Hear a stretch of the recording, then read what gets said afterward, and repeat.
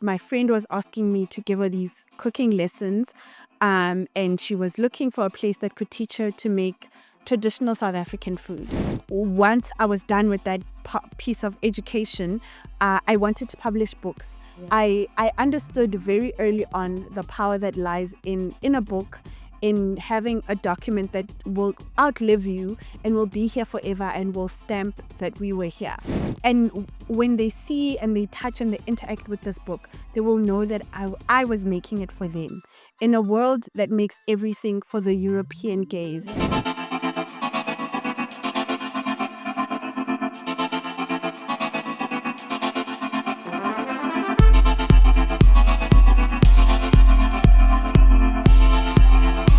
Hello, welcome to a special edition of With Nyasha Michelle. And if you didn't know, where have you been? I am in sunny Jozi in Johannesburg. And today is a really special show because I get to meet an incredibly talented woman who's not only really good in the kitchen, but she's also an entrepreneur and knows how to make things happen.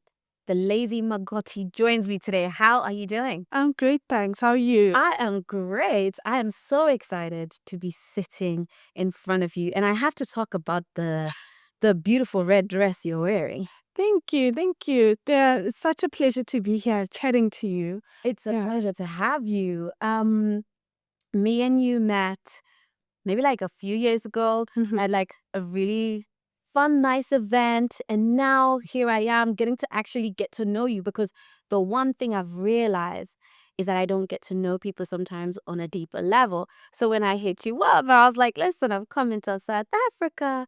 I would love to talk to you. And you said yes. I'm not going to lie. I was like, oh my gosh, I can't believe it. So let's start where I love to start with a lot of the guests. I love asking them this question. What is a defining moment that set you on the path that you are on today? Sure, there's so many. I wouldn't know what to pick, but I guess I'll go back to the beginning. So some people don't know that once upon a time I was an auditor. So I worked in corporate in finance. Yeah. And I was a numbers girl. And then it turns out I wasn't happy there. Yeah. And coincidentally, a friend of mine asked me to teach her how to cook. And then I decide, okay, I'm gonna quit this job, go to culinary school, and pursue a career in cooking. And that's what I've been doing since. Wow. And it's done you really well. Thank you. Very, very well. And we're going to tap into the different aspects of your brand, from the name to how it, has just done so well for you. As I mentioned earlier, the best-selling books, all of that stuff. But I want to reel it back a little bit more. Some people know you as, of course, Lazy Makoti, but tell us about what your name is, your home life. Take me back to the childhood and where that love for cooking started. So my name is Marau. You're right. A lot of people actually don't know that. But my name is Marau. I was born and grew up in Polokwane, and then only came to the city for varsity. I then worked as an auditor. I worked for one of the big four firms. And that's really where I kind of just discovered that I could turn a passion into a career. Yeah. I guess when I think about it, the reason I went down the path I did in becoming an auditor was because that was what smart girls do. Yeah. And I guess in my time, cooking or being in the kitchen wasn't something that was thought of as a career, at least a viable career. And so I remember, it's sort of all these dots connecting. Around about the time that my friend was asking me to give her these cooking lessons, and she was looking for a place that could teach her to make traditional South African food. Yeah. And she couldn't find a book or a school or anywhere where she could learn. If you didn't learn from your mom or your grandma, there really wasn't any place to learn. And then from teaching her, I taught her cousin and then many other people, and it all sort of snowballed from there. And then around about that time, I discovered this list, and it's called the UN's List of Intangible Aspects of Humanity in Need of Urgent Safeguarding. It's very long. Wow. So basically, it's a list by UNESCO, and on this list is literature and music and food and art, all of these things that are considered essential for the heritage of all of humanity. And the only food on this list was Italian, Japanese, and French.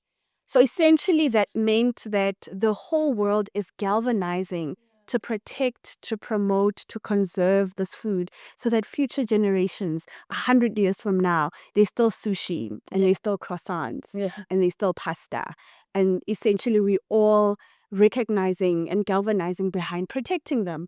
So it made me think, who does this for African food, and why isn't our food on this list? Yeah. Why is it not considered important? And who's doing the work to preserve it? And I think the connection of those two dots is when and how I decided to leave corporate and pursue this. But I have so many questions from that, because it's like people who make such big moves and they've gotten there, even if they say, I've still got so much more to do, but if you've gotten to a stage of getting there, Yeah. you're like, okay, so I made the move and then here I am. But girl, what did you do in order for you to, was it difficult for you to decide to leave your corporate job? And the culinary school, did you find one that was able to teach you more than what you already knew, particularly in terms of preserving the South African food? What was that experience like? And then how did you get to the point of like, hey, I'm going to begin to turn this into something that's going to be more than like my passion? Yeah. I think I got really lucky. Every time I tell my story, the one thing I don't want to ever not credit is pure luck. Yeah. I think the timing was so perfect. At the time, you could just feel it in the air that Africans are ready to see themselves represented everywhere. The way we were wearing our hair was changing. The faces we were seeing on TV and in movies were changing. You could very clearly see that our people are ready and thirsting for this moment. So I think that's the one thing. And then yes, I was working in corporate, but I didn't have any big bills. I think at that time, had I already had a bond or children, I don't think I would have been able to make those decisions. For non-South African people, what is a bond though? Oh, a mortgage. There you go. I think if I had already had a mortgage, or It would have been difficult. it would have been a very difficult decision to Yeah. make, maybe even impossible. But it still wasn't easy because you have parents that put you through university, and get you this great education, and they have bragging rights about their child that works for KPMG, and you want to tell them that actually I want to go cook, and it's even more difficult because at the time I couldn't explain what it is I want to do exactly. Oh, are you going to open a restaurant? Do you want to be a caterer? No, that's not exactly what I want to do. So it was very challenging, and probably really traumatizing for my parents. But yeah, I was able to make that decision. Yeah. It wasn't easy. And I recognized how hard it was once I had already made that leap. Yeah, losing friends, because you have to downgrade. So I go from having this big corporate job to now trying to figure out entrepreneurship. I wish someone had warned me about that. I think that was the biggest shock. That not everybody's gonna rally around you, no matter how good the cause you think it is. And then going to culinary school was yet another, maybe disappointment is not the word, because all culinary schools in the world, every single one of them, their basic principles is French cooking. Everywhere in the world, including in Africa, including in South Africa. So getting there and having to study French if you want to study cooking, it's French. Maybe we'll do a little bit of a chapter on Japanese, maybe a little chapter on Mediterranean and other people's food, but the structure is French and the structure is other. So Crazy. nothing about Africa, nothing about African cooking is documented, is celebrated, and is taught in schools. So I think that galvanized me even more to recognize that there really is a need to teach about our food. Yeah. How did that make you feel? Because earlier on, before the camera started rolling, I kind of shared a little bit with you about what inspired me to start this podcast. Yeah. And just really short, it was essentially me being in a space with friends and co-workers who are Black women, minority in our space, and we're seeing that maybe our stories aren't being told the way that they should be, etc. And you realize something, you're like, there is a problem there's some emotions for some people that also come in to that. But what I also love, and this is what inspired me to start this podcast, is that these are people, and you are one of those people, which is hence why I wanted to call you, because I see you dominating in a space where we don't see a lot of you. And so I imagine we kind of all go through similar challenges. Those might be a completely different industry, completely different place geographically. But you look and you're like, wait, something needs to change here. And I can complain and I can be sad about it. But at some stage, I'm going to get up and do something. So essentially, that long-winded thing was me just trying to ask you, how did it make you feel when you saw that, even in an African country, when you're trying to learn about cooking, culinary skills, the foundation is European? I thought it was crazy. Yeah. I thought it was absolutely madness. Yeah. Sorry to the people that had to deal with me in a classroom. But I really thought it was crazy. In a country that's 80% Black, Yeah. for education to look like that was just insane to me. And so I knew that something had to change. I mean, which is why once I was done with that piece of education, I wanted to publish books. Yeah. I understood very early on the power that lies in a book, in having a document that will outlive you and will be here forever and will stamp that we were here. Yeah. Yeah. Okay. But something as well I'm conscious of is we've kind of gone over there, and you love cooking. Yeah. You've said it's a passion of yours. Then I'm sure someone is listening or watching and is like, but then when did that passion start? Do you have any memories, like you cooking with your grandma or your mother or auntie or whatever? Just take me back to when that really started. Also, if that was whilst you were a child, how that was as well. So I grew up in a family that loves cooking. Not just my mom and my aunts, but also my dad cooks a lot. My uncles cook a lot. I really grew up in a family that cooks and really cooks well. My mom is in the blood. okay. It is a great baker. Which is why I guess when it hit me, I understood that, oh my gosh, this isn't anything new. This is something that I've always loved and I've always done well. Which is how the friend came to ask me to teach her how to cook, because she knew that I loved cooking and I was that girl in the office always bringing something for people to taste, something I experimented with. It's just at that time, African parents, it wouldn't have been something they would have encouraged as a career. They wanted something a little more serious or something for you to fall back on. And I really don't regret, going that route. I don't think any detour is in waste. I can see how that experience of an education, of working in corporate has lended itself well to me, to the person I then became, the business person I became. I credit to that. Wow. Yeah. Okay. You told your parents, I don't think this job is what I want to keep doing anymore. I want to shift. Yeah. What was their reaction? Sure. My dad was livid.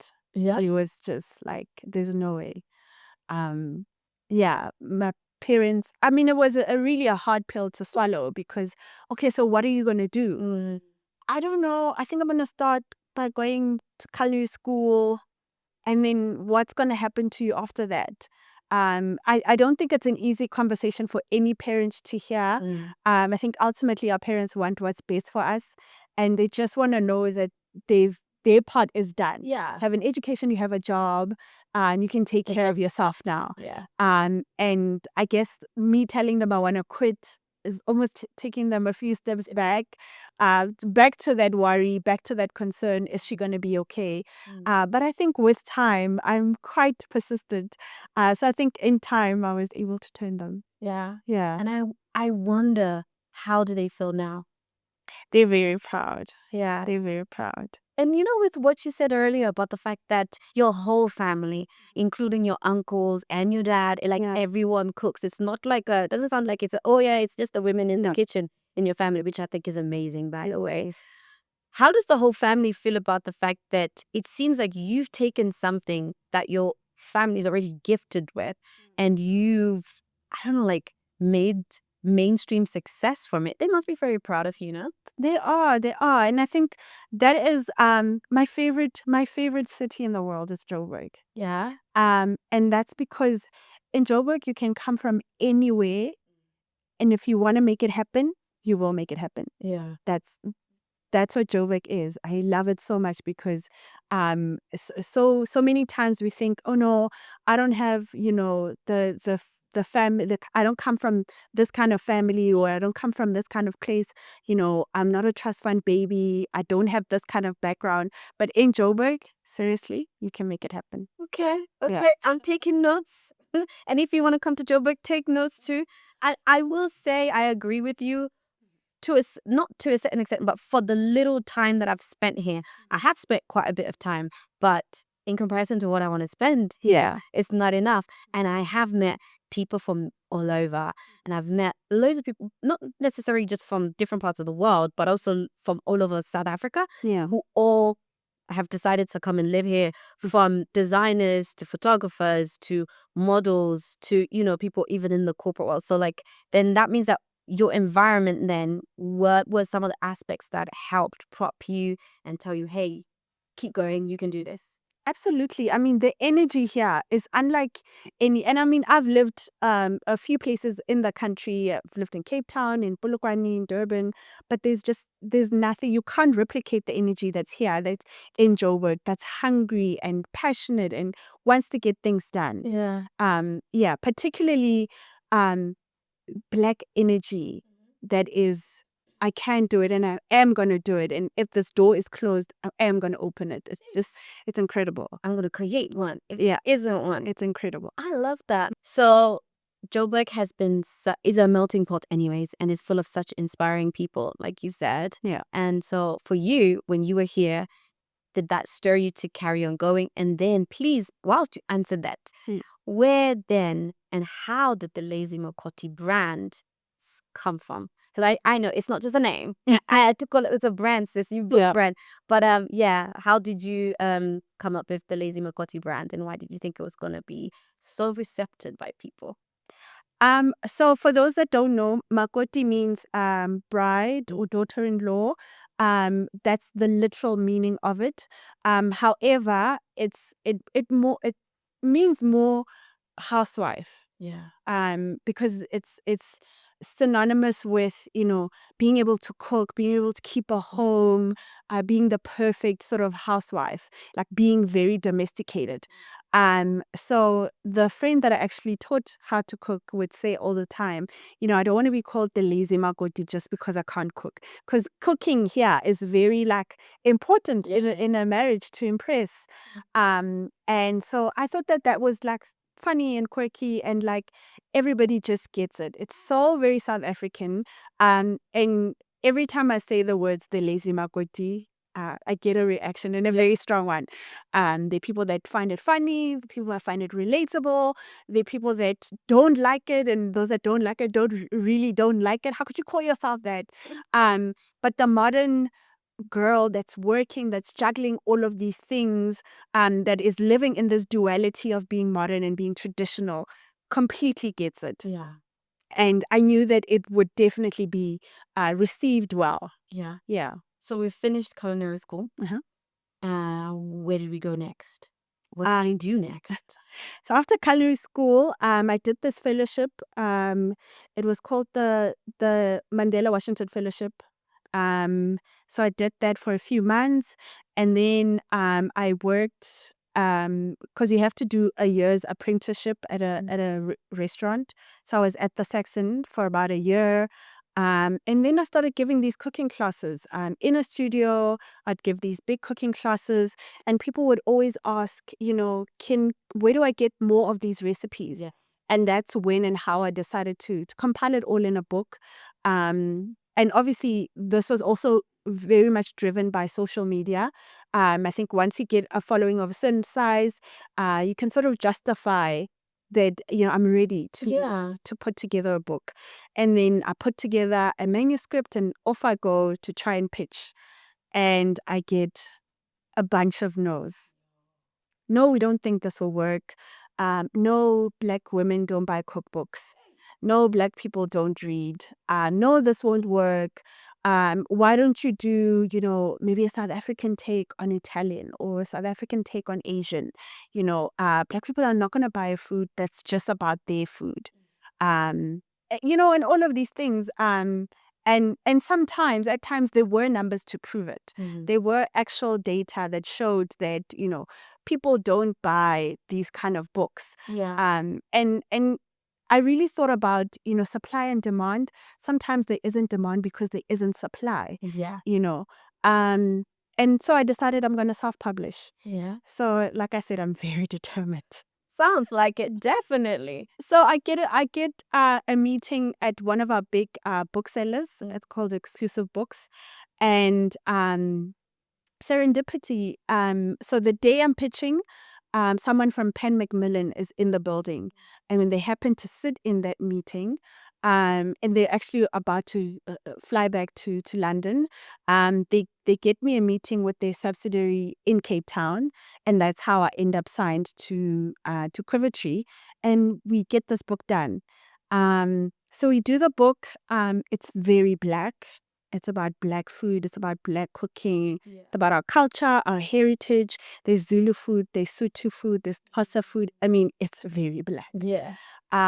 So we get this book done, release the book. The day it comes out, it sells out. Wow. It's an immediate bestseller.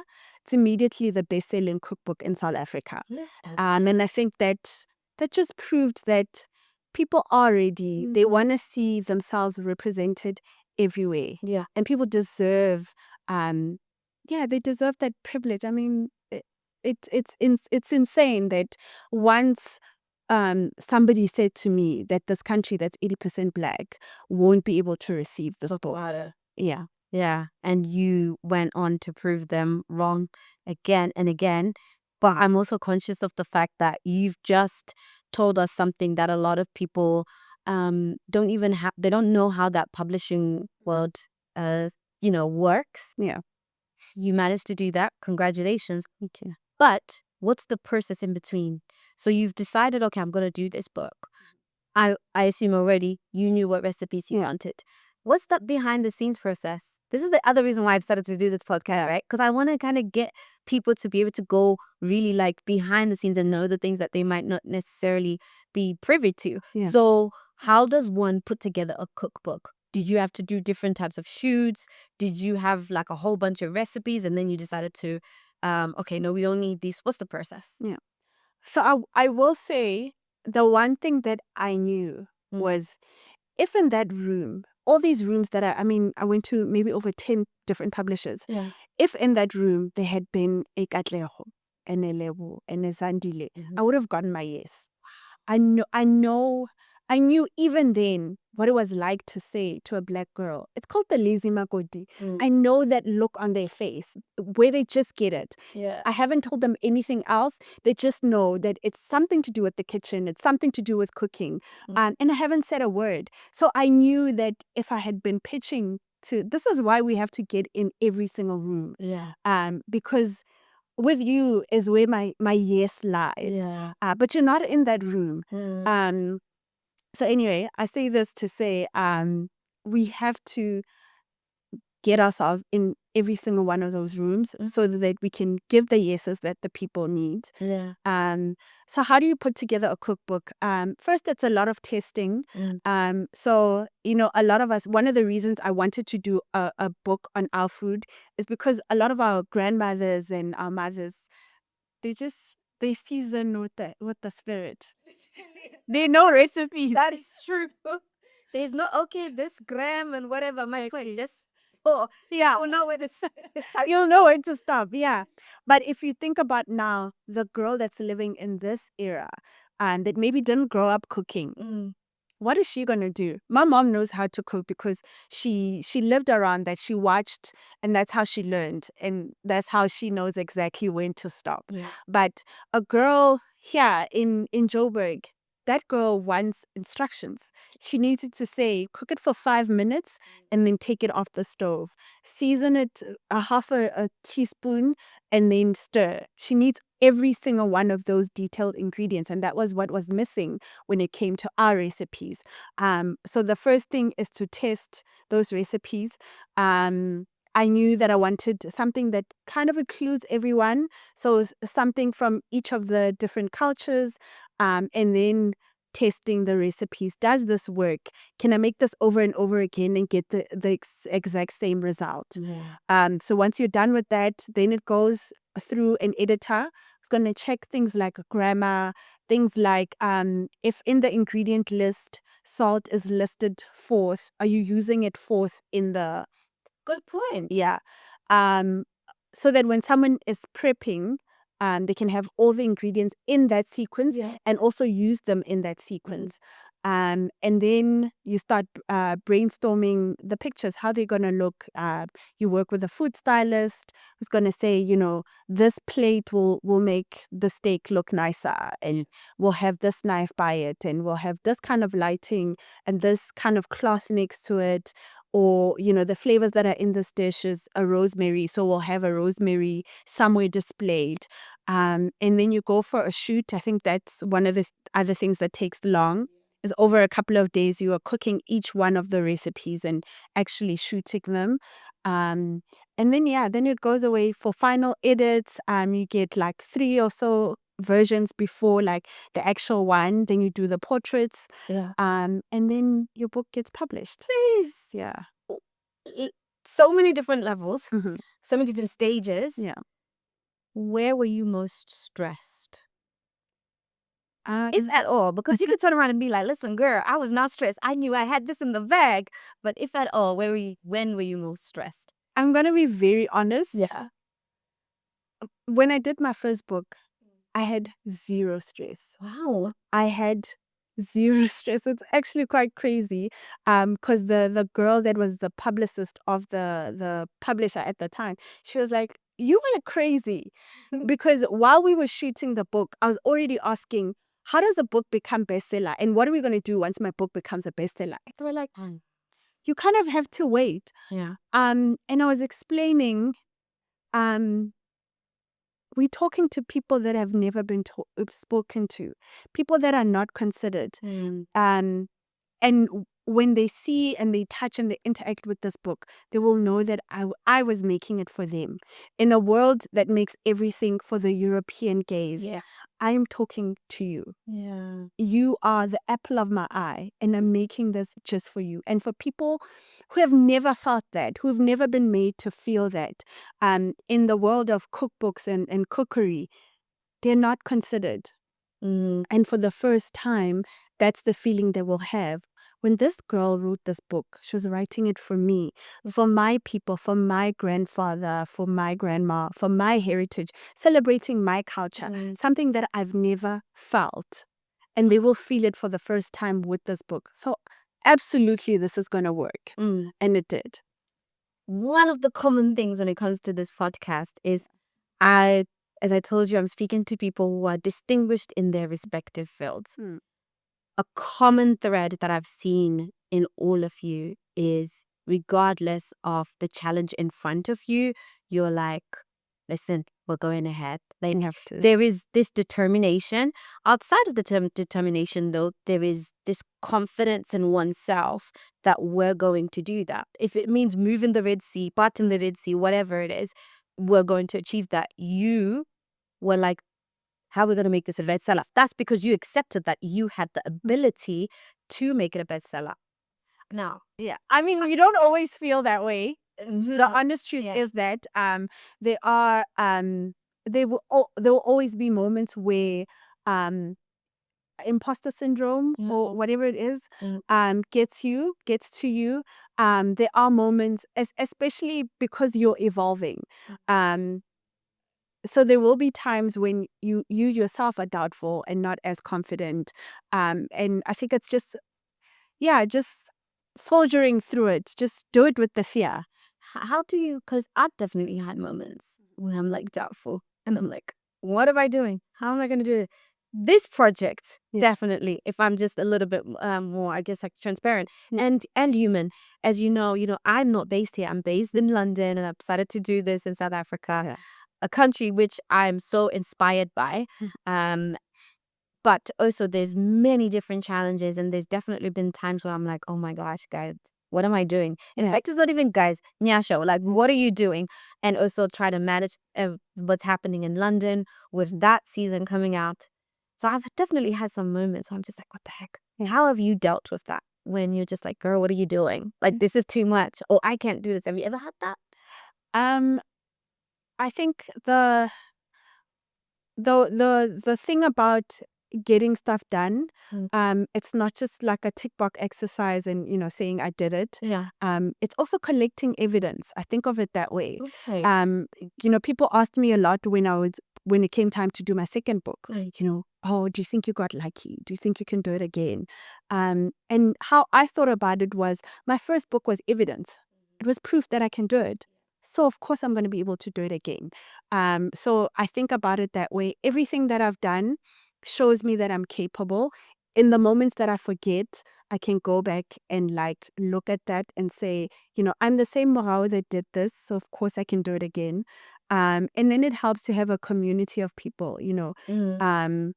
Every time I'm doing something, I always have a friend who herself is doing, I mean, it's almost always women, who herself is doing really amazing things. And I try to draw from that.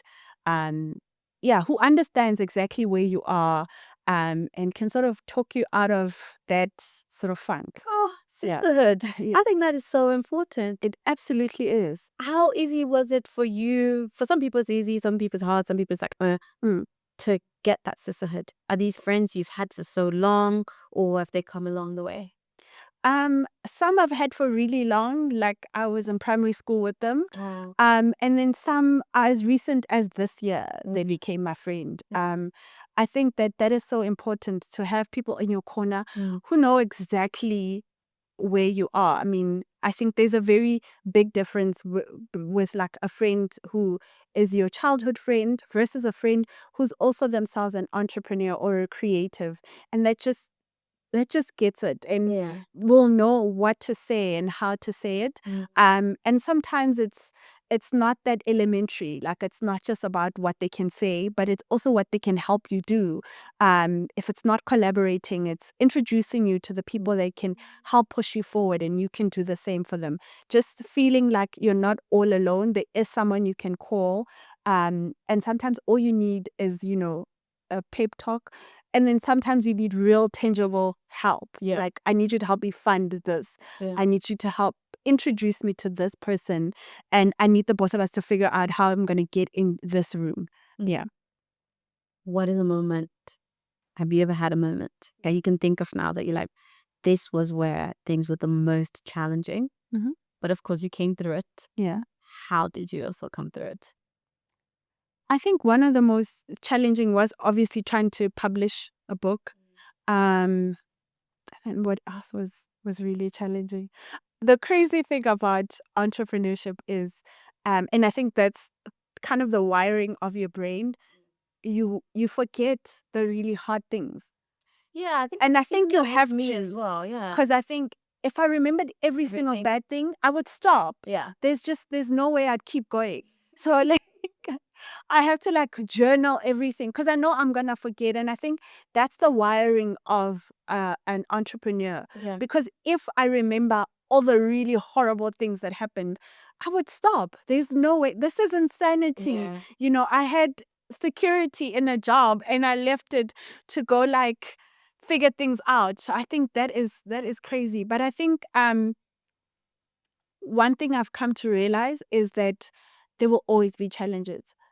Naively, I think when I started out, I just always thought you start out and then you prove yourself and you do the work and then you show that, you know, you're bankable and you can sell and you're marketable and then that's it. Then you don't have to do anything anymore. All these doors will just open.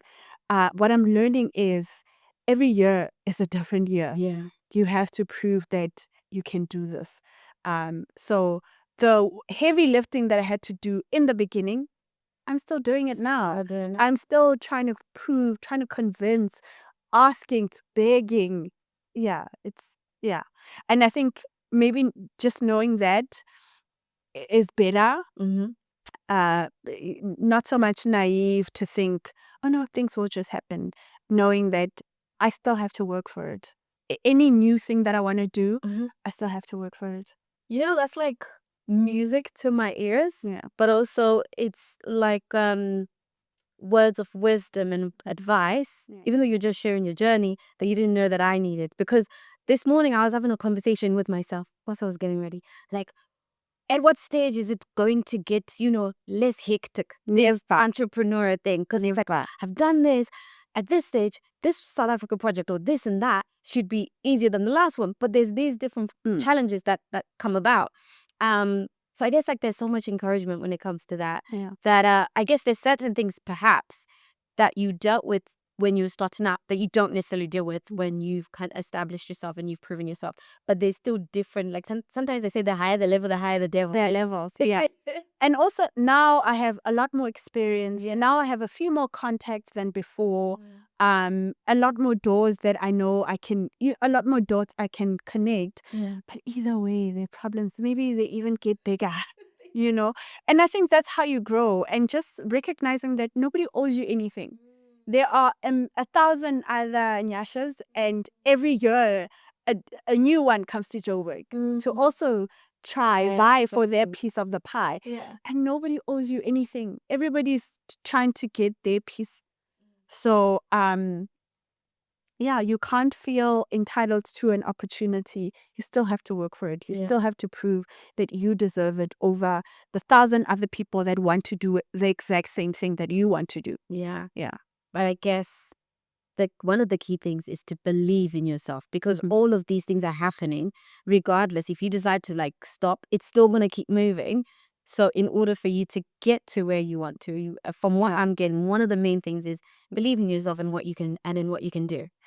I think I heard something a few days ago, and I think it was a thing that Michael Jackson said.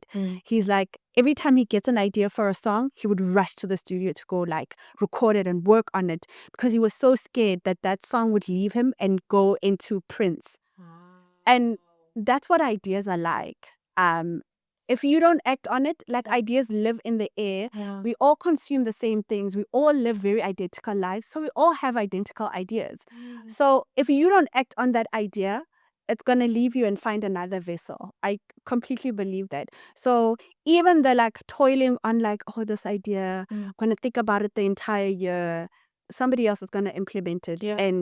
And you will know that you would have done it better, but they did it. You didn't.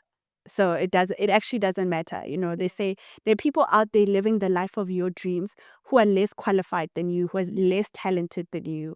And they're doing it. And that's what matters. Yeah. Yeah. And anyone who's watching the podcast who's seen a few other episodes will know that I've spoken about the Michael Jordan's documentary on Netflix, The Last Dance. Yeah. When it came out in the UK, it was like so many people watched I it. remember it. Yeah. Yeah. And a lot of things really inspired me from that documentary that I probably watch it every now and then, like maybe every year or so, watch it again, or maybe like a few months, because there's so much inspiration when it comes to how yeah, all the other guys, Scottie Pippen, all of that stuff, they were amazing. But let's talk about Michael Jordan. For him, what I heard from him is the fact that he wasn't necessarily born the best basketball player. He wasn't. But he was like, you know what? I'm going to be there from morning to night, and I'm going to be practicing. I'm going to get better and better. And clearly he became like one of the greatest, or the greatest. So putting in that work is quite important, isn't it? Earlier you said with your first book, there was no stress. What about with the next one? Like, did you feel stress? At what stage did you have stress? And then how did you deal with that stress? If it's apart from what you've already discussed now. Yeah. I think with my second book, I felt the stress because of other people who feel, So they're oh, putting do you that like pressure on you. exactly, which is why it matters who you surround yourself with. Do you think it was a fluke? Do you think it's going to happen? And not every conversation is for certain moments. Like while I'm busy creating the book, that's not the conversation I want to have. Let's just focus on making a beautiful book that we can be proud of. That's amazing, and making sure it's just right. Yeah. So yeah, I think, especially if you're creating from a very authentic place, I wasn't trying to copy anyone. I was just trying to do what I'm doing in my most authentic voice. And I think it's better to create from that place. Yeah, it always works. I mean, sometimes it doesn't, but I think, sometimes it doesn't. However, I think one would still feel proud. Let's say if you've done something that you were so passionate about and it's from your authentic self, like you're saying, and it might not necessarily get the results that you wanted, but if you really look back at it, you'll be proud of yourself because you'll be saying, hey, I stayed true to myself when I decided to do this project. But of course, still, the second book was still success.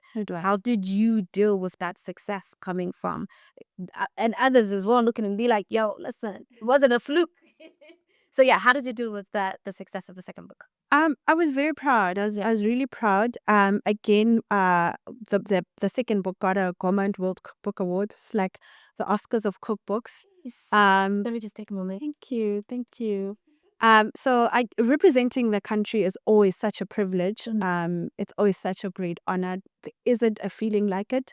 If there's one feeling I'd hope everybody could have at some point in their life, is to be somewhere in the world and someone says South Africa and you're the person that gets up and receives that award for your country. It's the most incredible feeling.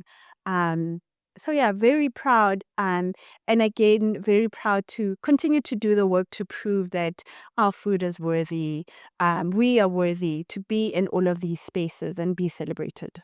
Then after that, and I 100% agree with that. Yeah. I love the fact that you are one of those people who's been pushing for that.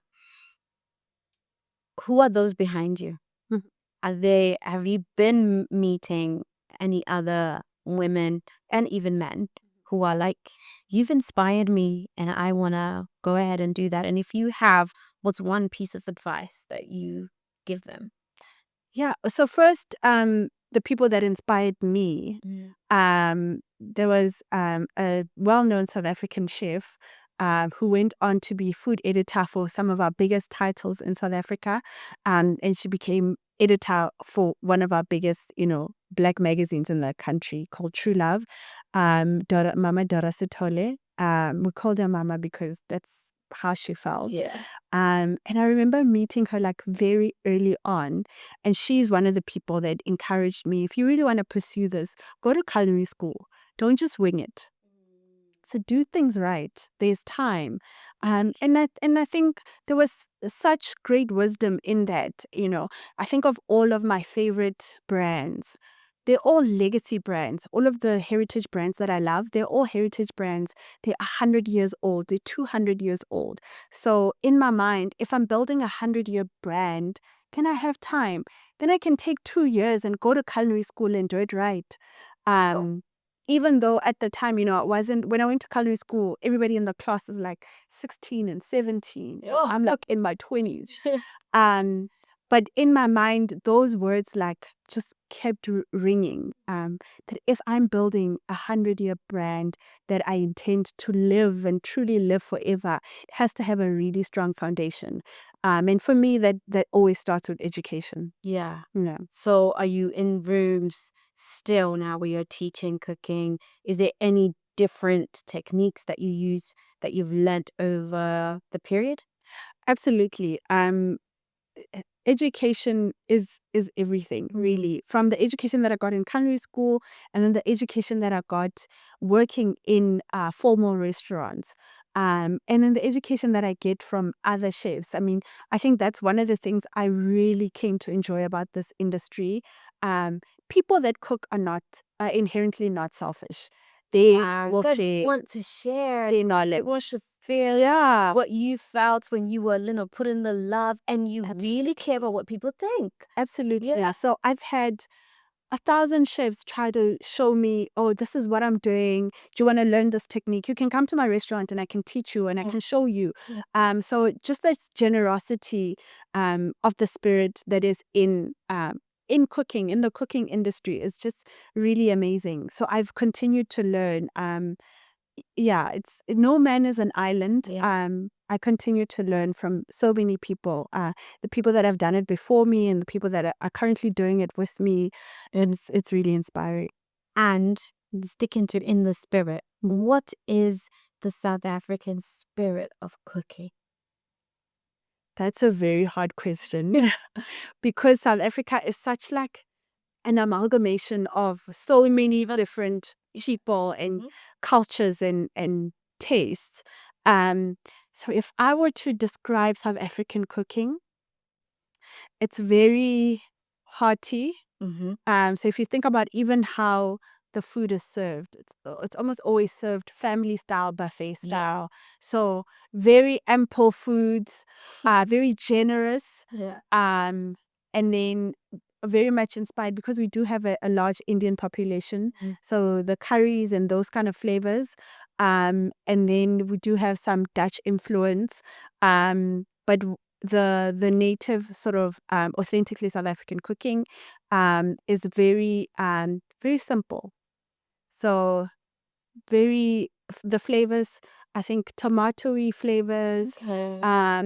We eat nose to tail, meaning everything. Listen, let me tell you what I tried. Yeah. Shisanyama place the other day. I like to try new things. Yeah. To be honest, I tried a snail before on a cruise. First time and last time. Yeah. I said at least I've done it. So I went to this Shisanyama. Shisanyama. Okay, cool. So for those who don't know, that's a place where you can, of course, it's a restaurant. You can order a whole bunch of different food, but they're like making the meat, like a braai kind of thing, right? Like a barbecue. Anyways, so the menu comes and there's a lot of things in languages I don't understand. Yeah. So I'm here Googling it and finding out what it is, and I'm asking the waitress. And then I find out that there's chicken feet, neck, everything, right? That's one of the meals. The others is regular, like oxtail, beef, chicken. I was like, listen, I'm not coming here for that. There was, I think, like the head of a cow. Yeah.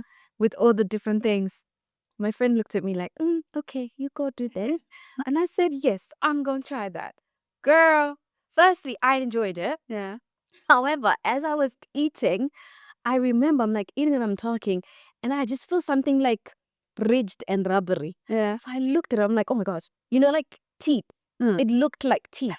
But it was like on meat and stuff. I was like, okay, I will get to a certain extent, but I won't eat everything. Like, I don't know what that was, but I tried a lot of the stuff and I actually did enjoy it. Would I do it? Would I eat it again? Maybe not. However, I see exactly what you mean. You guys eat. So that's the phrase, from nose to tail. We are the first people of sustainability. Everything that is now like in fashion, caring for the earth and being sustainable, we've been doing that. Yeah, nothing goes to waste. If we are going to slaughter an animal, we're going to honor it. We're going to have every part of it. Yeah, no waste. no. Yeah, because also eat matumbo. I mean, these are things that we eat as well as the members. So we eat the intestines and stuff. Yeah. There's certain things I was like, I've never tried this.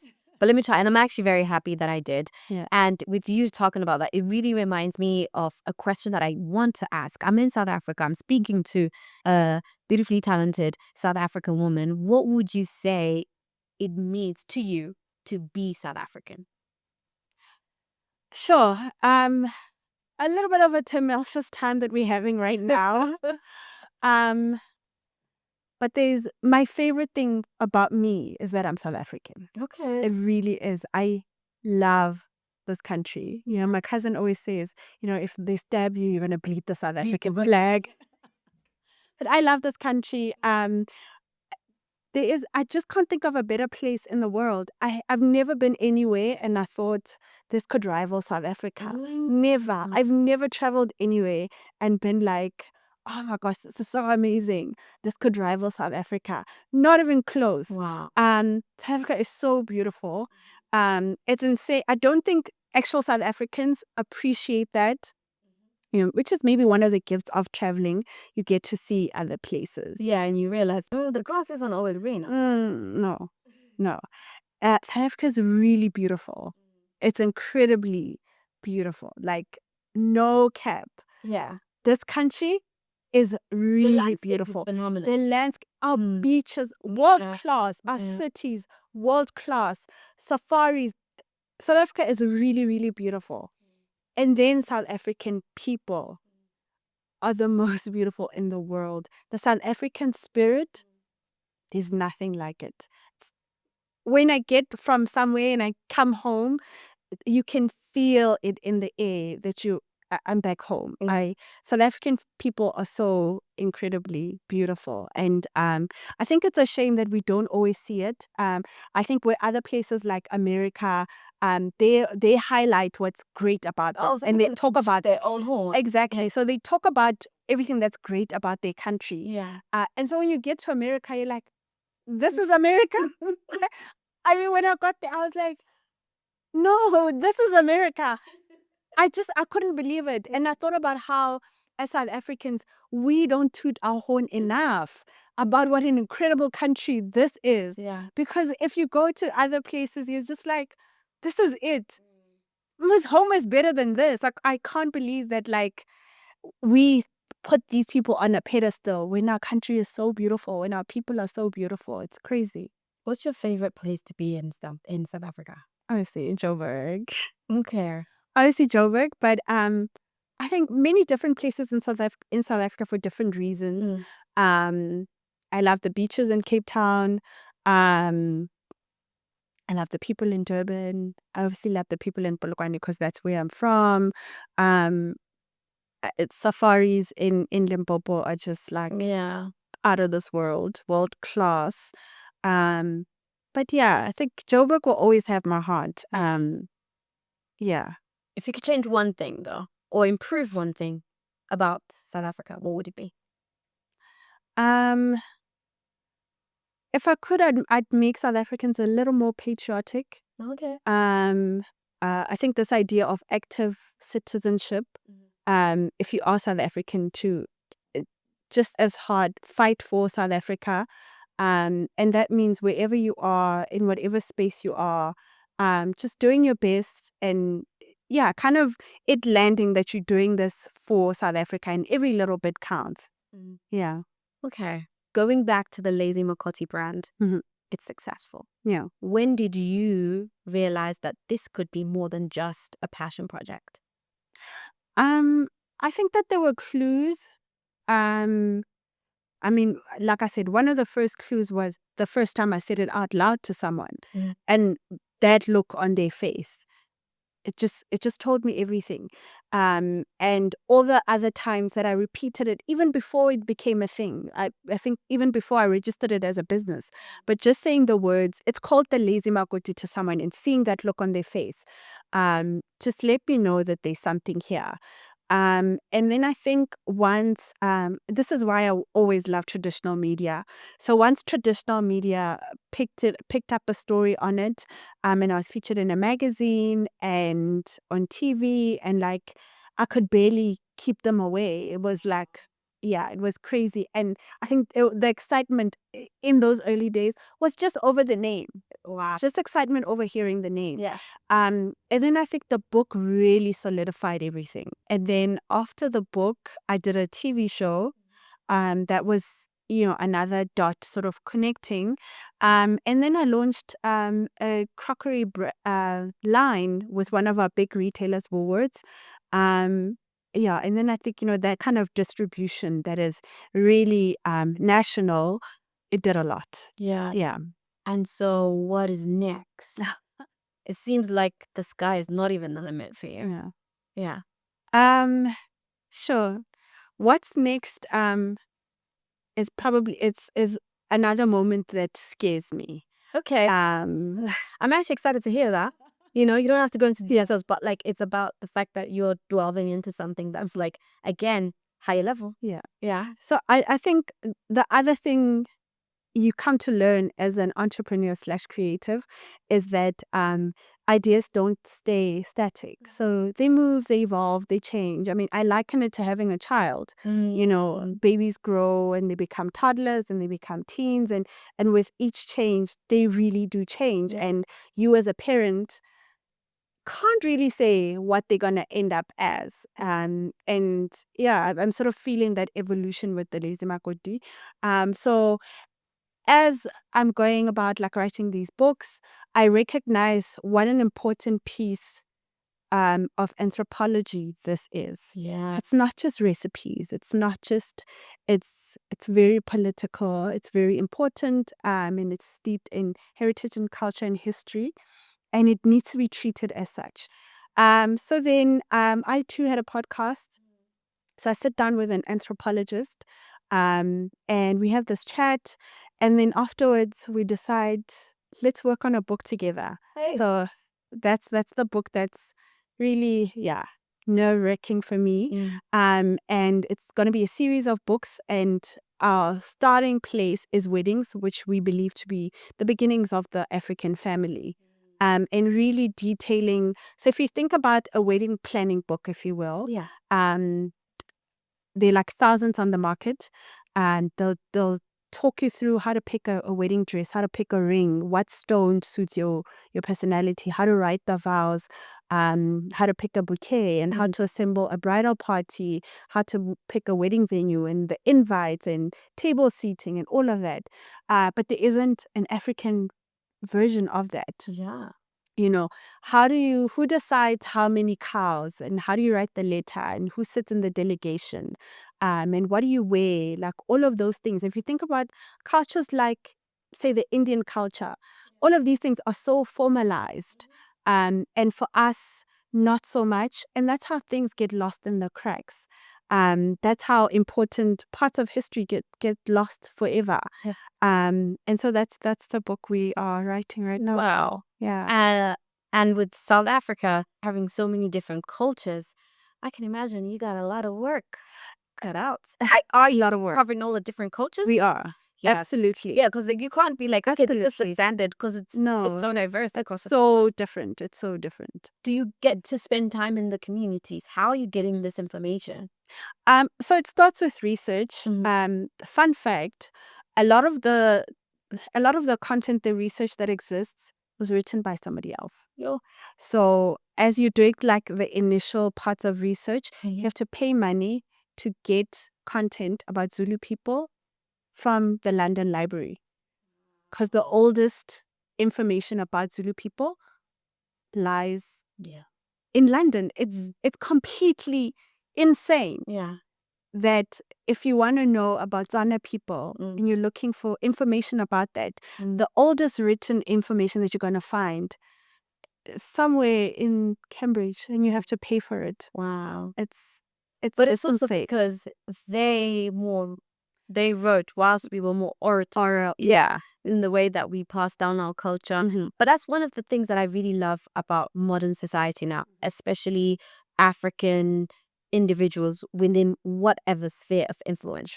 The fact that we're realizing, okay, guys, it's good that grandma and grandpa told you this and that, but we have to really write it down, because otherwise we don't, like when I was growing up in Zim, we would sit down outside under the stars, and my sekuru, my grandpa, would be telling us stories, and he wasn't even Zimbabwean, like, so he would be telling us these stories of where he's from Malawi and all of this stuff. And it's great, but if you ask me some of the things that he said, I don't remember. Yeah. So, But even the stuff that we wrote, Yeah. that Africans wrote, they ended up there.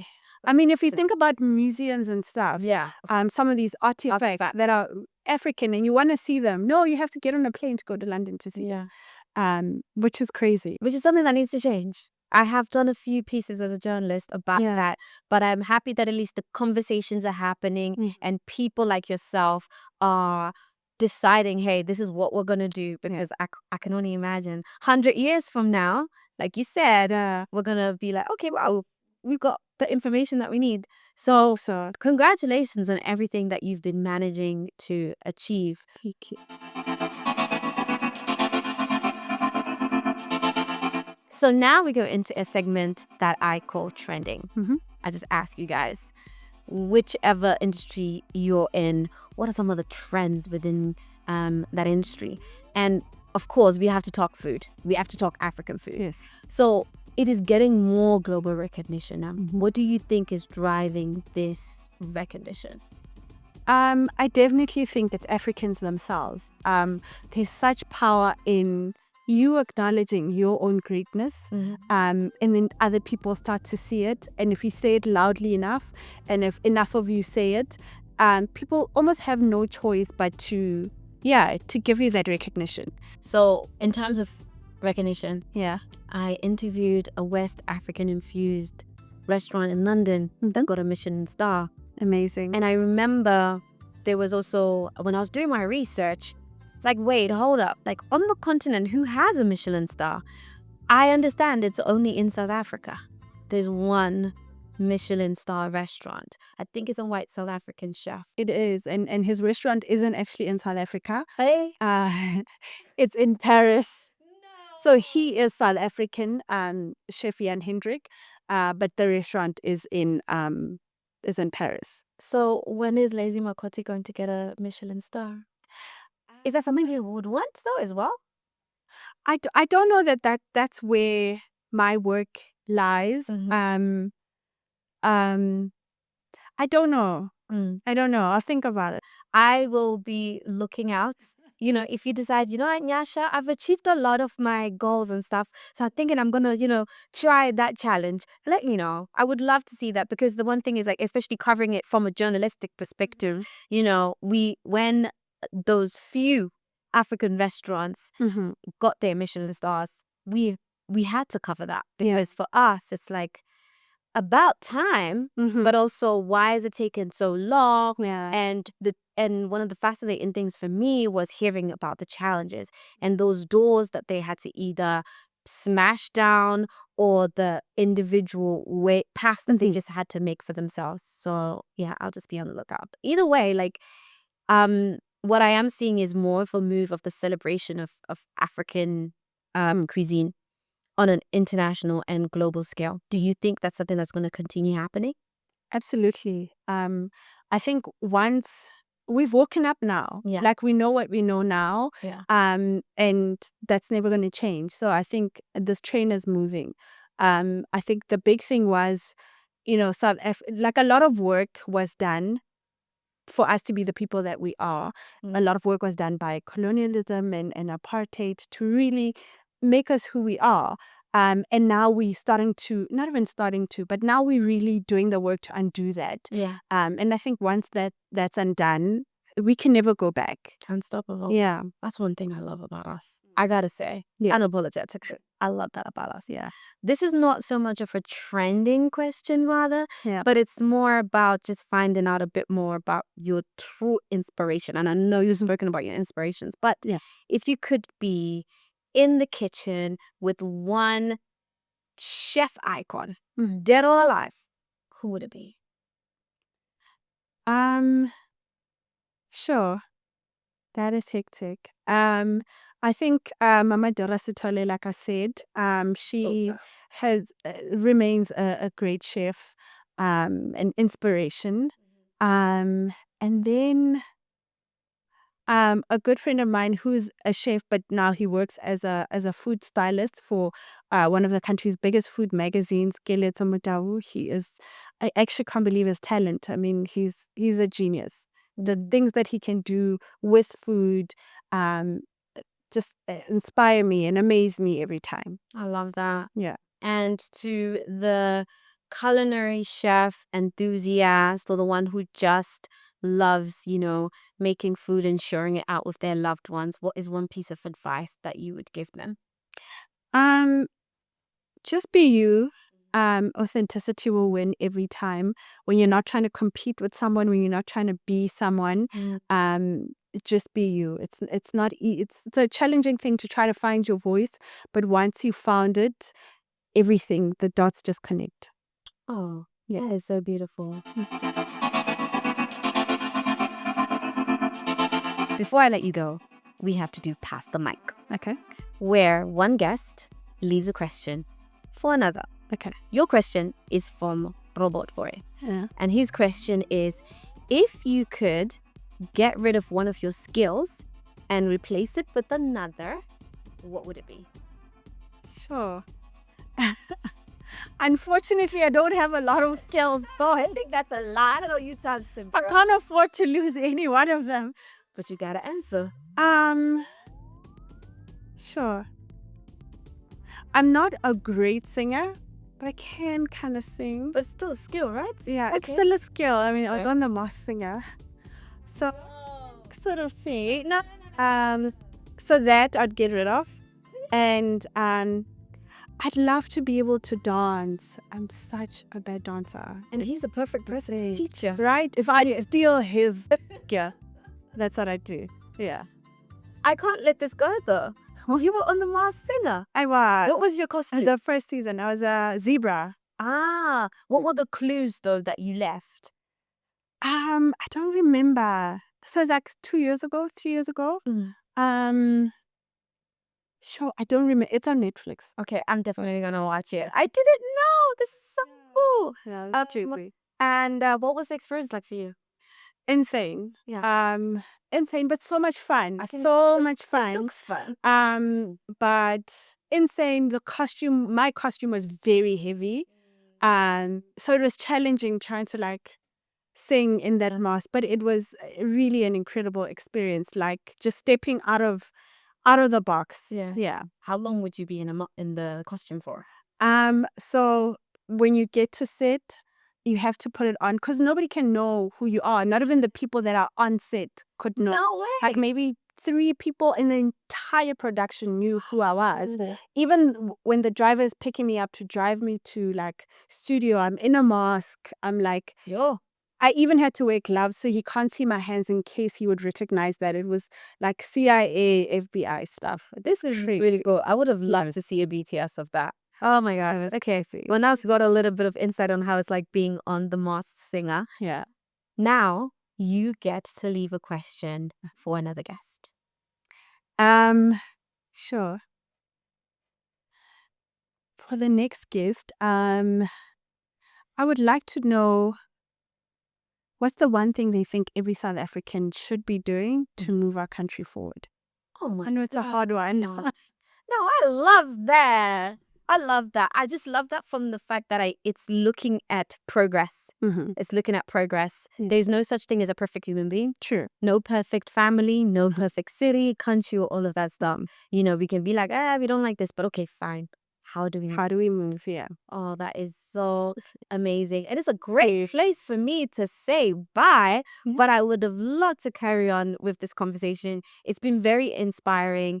It's been truly insightful as well. You've taken us a little bit back in, the behind the scenes of what your life and your craft is like. And I'm really excited to see more that you're doing. That anthropology book. Amazing. I'm going to be on the lookout. Now, you get the chance to look at this camera and talk to your fans, new and old. Tell them where they can find you. Yeah. So you can find the Lazy Makoti on Instagram, TikTok, Facebook, X, all of the platforms at the Lazy Makoti. Nice and simple. All right. Perfect. Thank you so much, the Lazy Makoti. But I do have to call you by your name. Let me know if I say it properly. Morale. Perfect. You know, if you were to give me a South African name, what would you give me? What would it be? Katlego. Yeah, which means success. Hey, I received that in Jesus' name. I love that. And on that note, guys, thank you so much for joining me here on With Nyasha Michelle. I've had the pleasure of speaking with the Lazy Makoti. I hope, like myself, you've been inspired. I will see you guys next time.